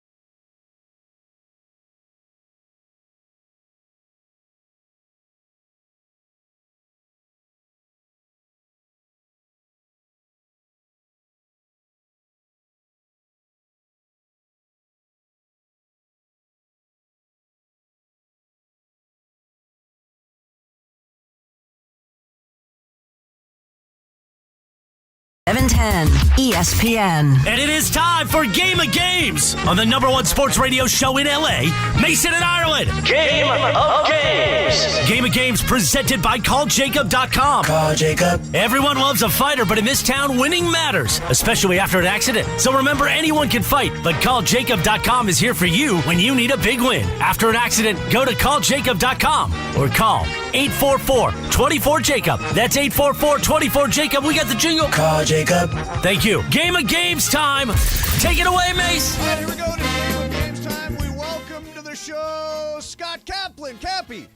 What is going on, gentlemen? Cap, did you have a good time last night? I had one hell of a good time. Great result. And I will say, kind of dragging because, had to drive late to South. LA. That's right. Tried to make it home and in bed by midnight. I think 11:59, butt naked and in bed. Good for you, I guess. I think you should get a shirt that says butt naked and in bed. Yes, just like that. Your life is All right. oversharing. Mason, it is your game. It is Bergman, Jorge, me, and Cap. What's the game? Okay, the game is about the city of Memphis, where you will be coming up this For weekend. 6 long days and nights. So it's really, I don't like doing multiple choice. I like doing either or. So Okay. there are only 2 options Okay. on each of these. All right. So here we go. It's Ireland, Cappy, Bergman, Jorge. Actress Kathy Bates is a Memphis native. Her Oscar-winning role was in the Stephen King adaptation of Misery. What was her character's name? It is either Alice or Annie. Ireland. Annie. Annie. Cappy. Alice. Alice. Bergman. I gotta turn on my mic. Annie. Annie. Jorge. Annie. Annie is the correct answer. Yes, Cappy, you're the only one to miss that one. It was Annie. Yeah, Remember, I she couldn't. broke James Caan's legs. And Yeah, she was not a pleasant rough woman. one. All right. No. Forgot about that. Which music superstar was born in Memphis? It is either Aretha Franklin or Tina Turner. Cappy, we start with you. Aretha. Aretha. Bergman. Tina Turner. Tina Turner. Jorge. Tina. Tina. Ireland. I think it's Tina. It is Aretha Franklin. Yeah, Born Cap tied it in up. Memphis. Yeah. Yes. Okay. Back in the game. Everybody's got one. Number 3. What is the most famous street in Memphis? It is either Beale Street or Belleville Street. Bergman, what do you think? Beale Street. Beale Street. Jorge. Beale. Beale. Ireland. Beale. Beale. Cappy. No, I'm going the other direction just to try and get the point. Belleville. Yeah, I mean, they all knew the right answer. They all said it with such conviction. Yeah. It was Beale Street. All right, number 4. What is the name of the Mississippi River island that is home to a museum about the history and ecology of the river? It is either Thomas Richmond Park or Mud Island Park. Jorge, we start with you. Mud Island Park. Mud Island Park, Ireland. Mud Island Park. Mud Island Park. Cappy. Richmond. Richmond Park. Bergman. Mud Island. Mud Island is the correct answer. Bergie, Cappy, you're missing every But one you of like these. his independence. Yeah, I do Right love now, Bergman, Jorge, and I have 3, and Cappy has 1. Correct. That's right. Number 5. Which movie earned Morgan Freeman his first Academy Award nomination? He's a Memphis native. Okay. It is either Street Smart or Downtown Hustle. Street Smart or Downtown Hustle, Ireland. Downtown Hustle. Downtown Hustle, Cappy. Street Smart. Street Smart, Bergie. I just need to go against Cappy on these right now. What did Ireland say? Street Downtown Smart or Hustle. Downtown Hustle. Downtown Hustle. He Jorge. said Street Smart Street first. Smart. Street Smart is the correct answer. Yeah. Jorge's got the lead. You want to give me the point, Cappy? No, shame for you, Greg. No. Gregory Bergman. Bergie.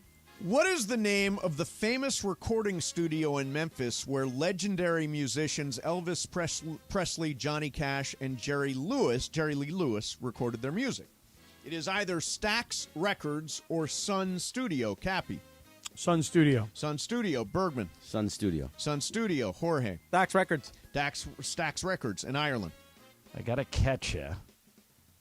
Sun Studio. Sun Studio is the correct Jeez. answer. Yeah. Yes. Yeah. Very famous studio. So, what do you have, Ireland? Everybody has 4 except for Cappy has 3. Okay. How many are left? I've got 3 left. Okay. Where did Memphis get its name? It is either named after its sister city on the Nile or named for 18th century abolitionist Arthur Memphis. We start with Cappy on this one. Abolitionist. Abolitionist. Bergman. The Nile. The Nile. Jorge. Abolitionist. Abolitionist. Ireland. Nile.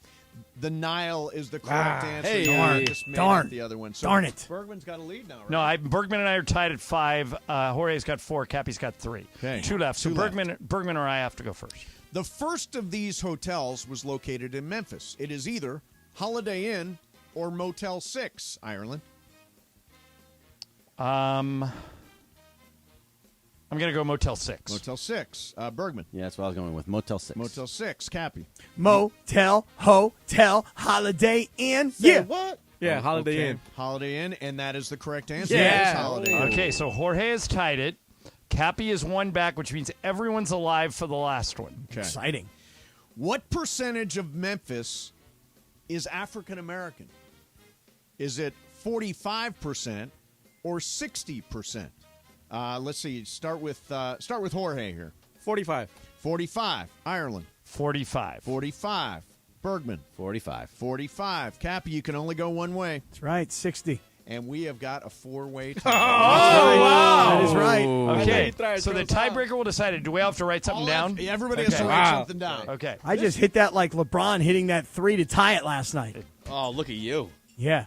Yeah. Yeah. Yeah. All right. Yeah. Yeah. All right. So, Cap, you got to write this down. We'll go to Cap first. Okay. You need to say, that's right, Jack. Okay. Yeah. I just put on my crown. I like it. Nice. I've got an image there, yeah. Memphis is known worldwide as the home of the blues and the birthplace of rock and roll, not to mention gospel, jazz, R&B, rap, and soul. Of the first 100 inductees to the Rock and Roll Hall of Fame, how many came from within a 100-mile radius around Memphis? So first 100 into the Rock and Roll Hall of Fame, basically how many were from the Memphis area? Go ahead and write down a number. Out of 100, right? Out of 100, yes. Out of 100. Okay. Say it's going to be that number. All right. Cappy, what'd you write down? I wrote down 9. 9. Jorge, what'd you write down? Oh, man, 23. 23. Greg? I wrote 37. 37. I wrote 17. It is 27. Yeah. Which makes Jorge the Right. 27? What'd you say, 26? 23. 23, very close. Yeah, Boy, I that's was gonna say amazing. 25. Is that not amazing? 27 of the first 100 into the Rock and Roll Hall of Fame were from the Memphis area. Wow.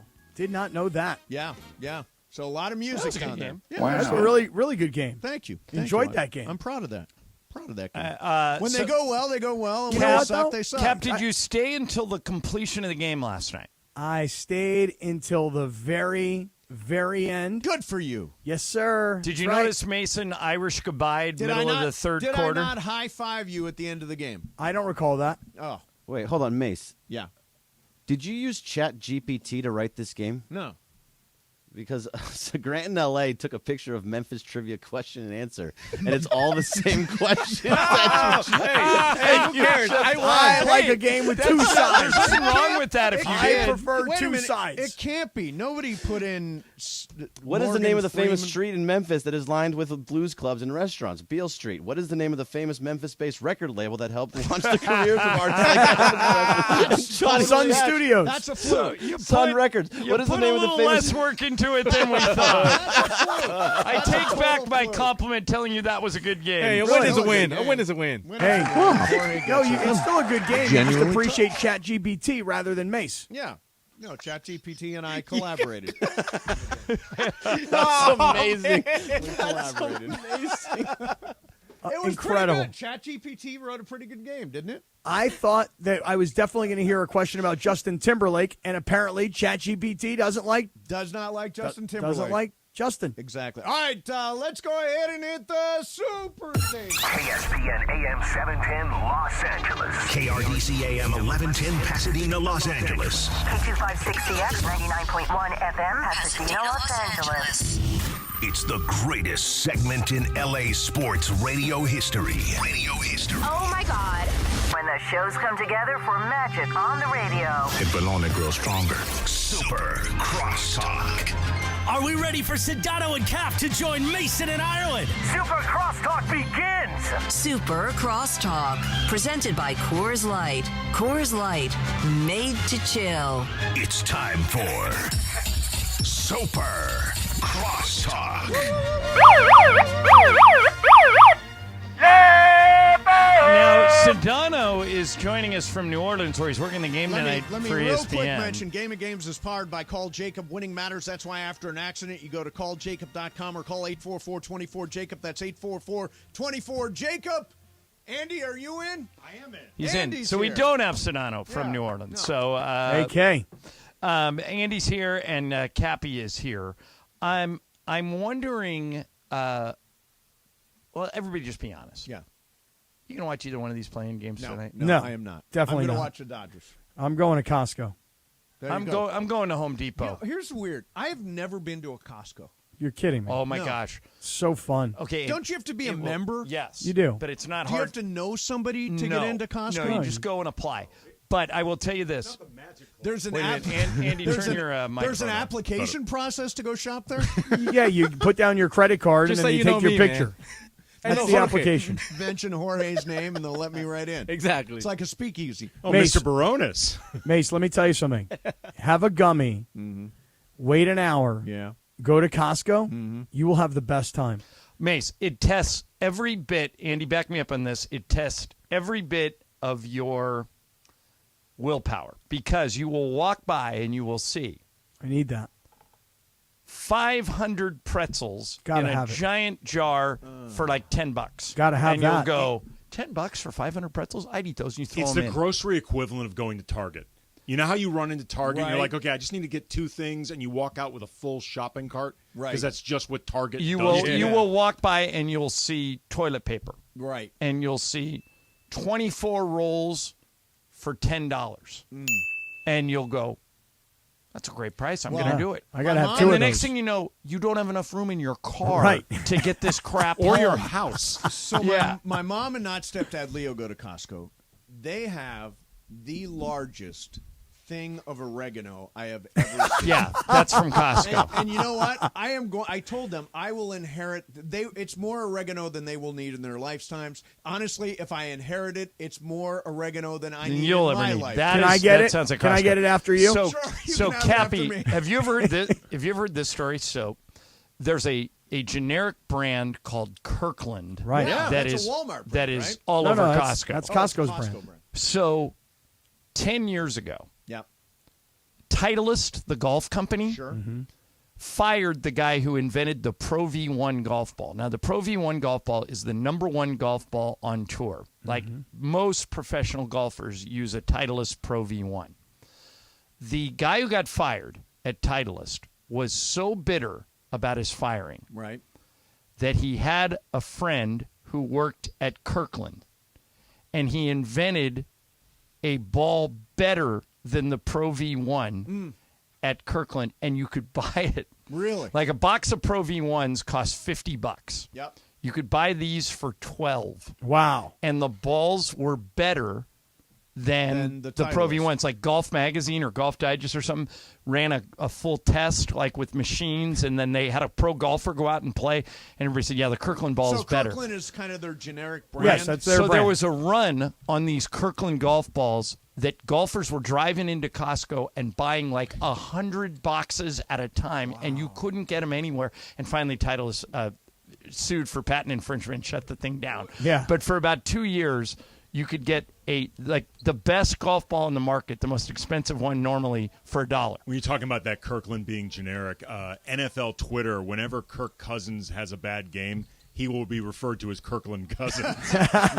All right, now, Sid, we do have Sedano now from Oh, North. hey, Sedano. So, George, you arrived last night. Did you at any point today get a beignet?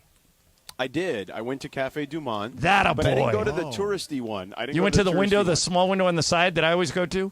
No, I went to the one in the Riverwalk Mall. Oh, there you they go. have one there now. So it was, and there was one person in line in front. Did you get any of the powdered sugar on your clothes?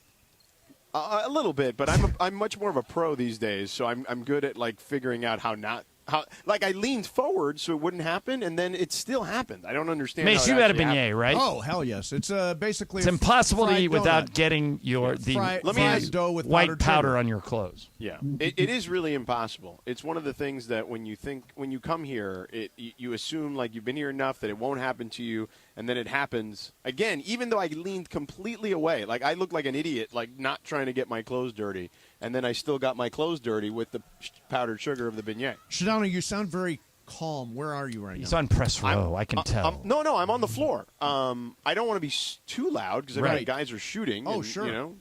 But Yes, yeah, I've had this. Who's shooting? I used to do a lot of shows from where he is. You have to be professional. Who's So- shooting right now? Is standing right in front of me, chatting with somebody. I saw him earlier, the GM of the New Orleans Pelicans. So saw him a second ago. And you're going to be Hanging calling out. this here on 710, right? I am. It's going to be on at 6:30. So Cappy and AK are going to be off a little early. That gets And- me to Costco earlier. Right, and I'll be able to.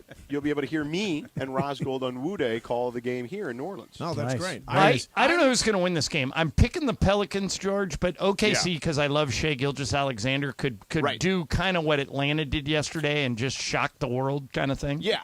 Well, listen, they've played 4 games. All of them have been very tight, and the Pelicans have won 3 of those. But again, all of them within just a couple of baskets.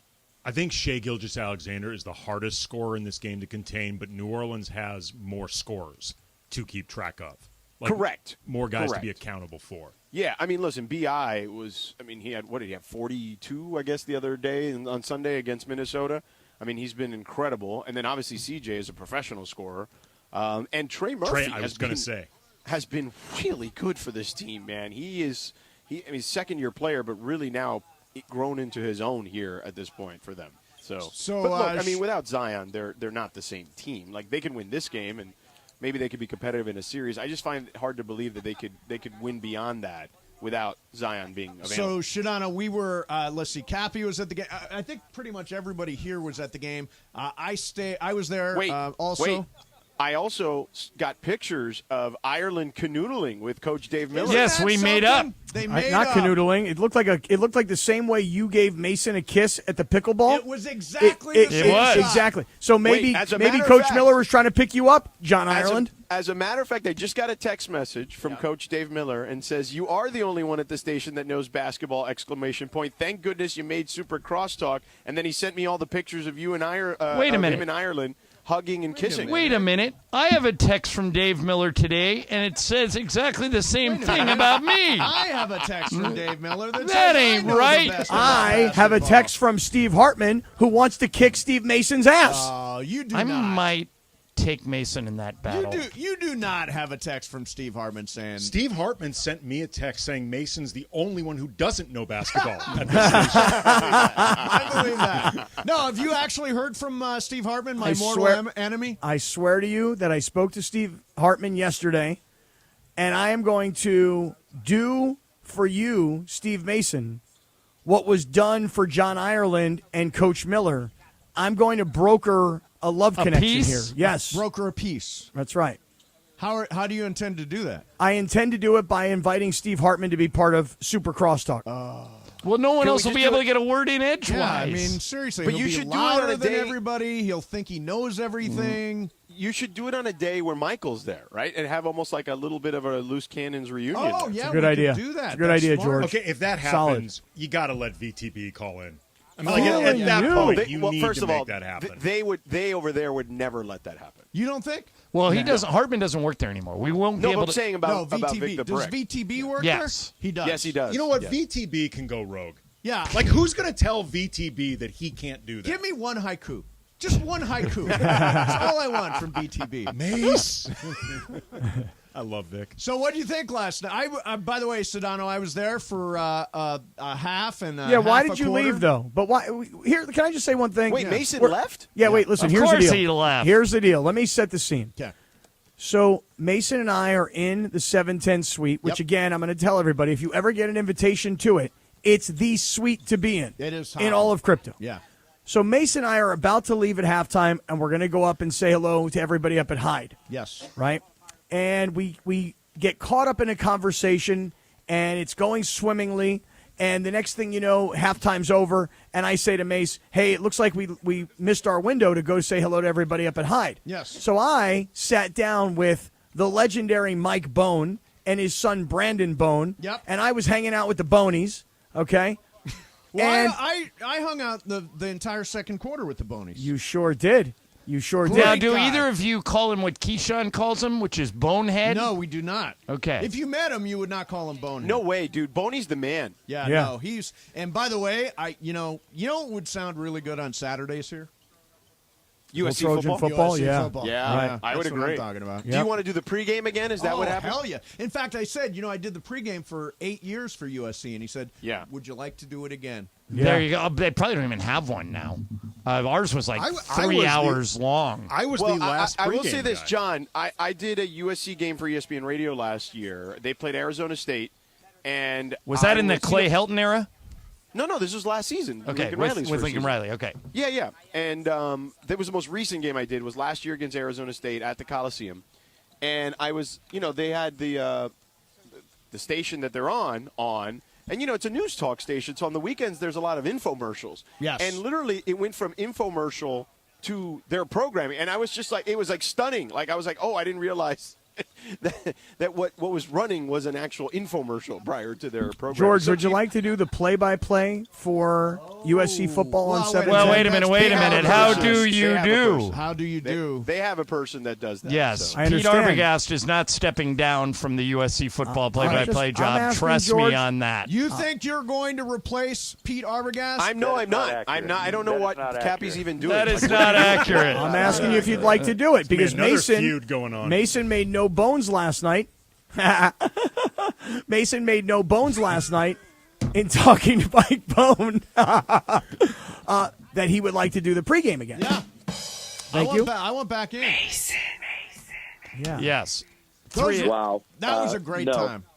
No. No. So, anyway, last night, and I also, there were a lot of people. I met Glenn Becerra, who's a great guy, works the L.A. Metro. I mean, there were a lot of people hopping in there.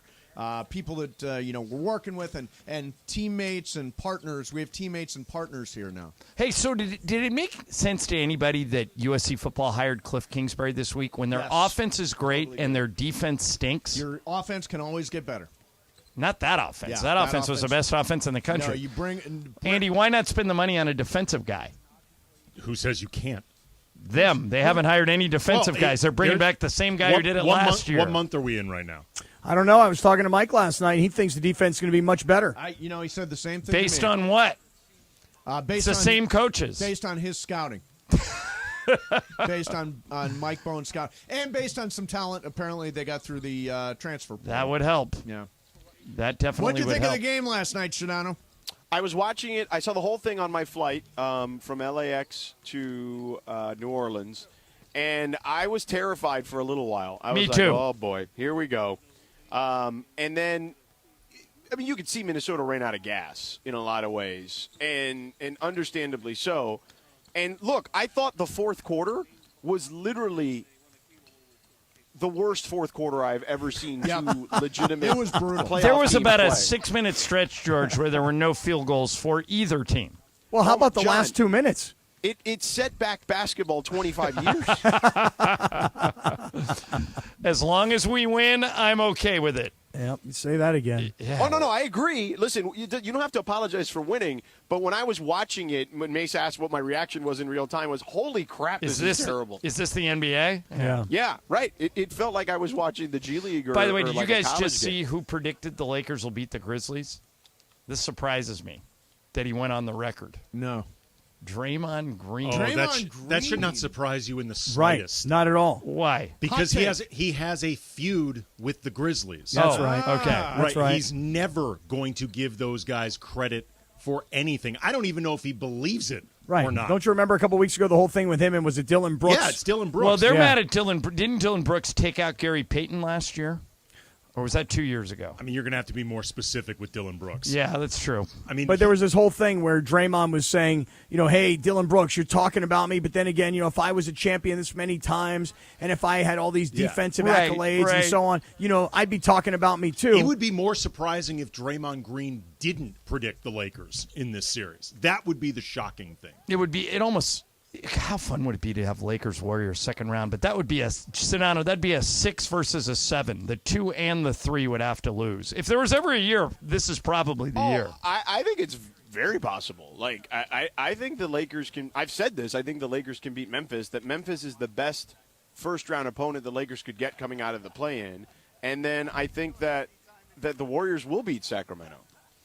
We'll see. Yeah, George, here's my most recent New Orleans story. So, it's actually from a couple of years ago.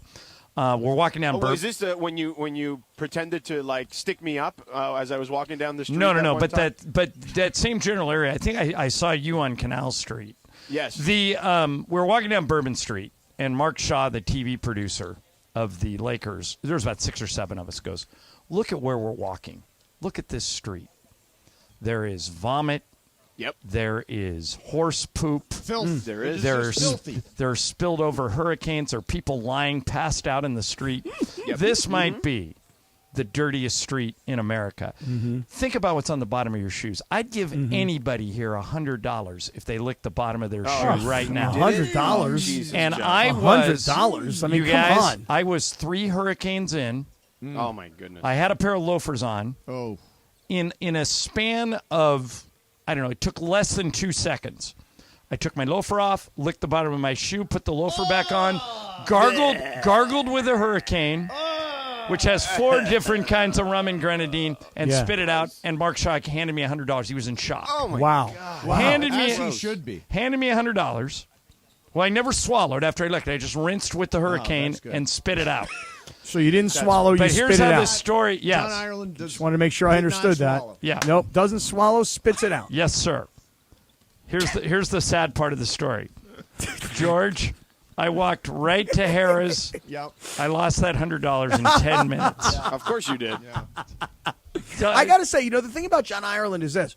We all tease him. Oh, he lives in this nice house in this gated community, blah, blah, blah. All those things are true. But the guy, he has an understanding of the value of $1. For $100, he jumped in a pool with his clothes on. For $100, he licked the bottom of a shoe that had Bourbon Street urine all over it.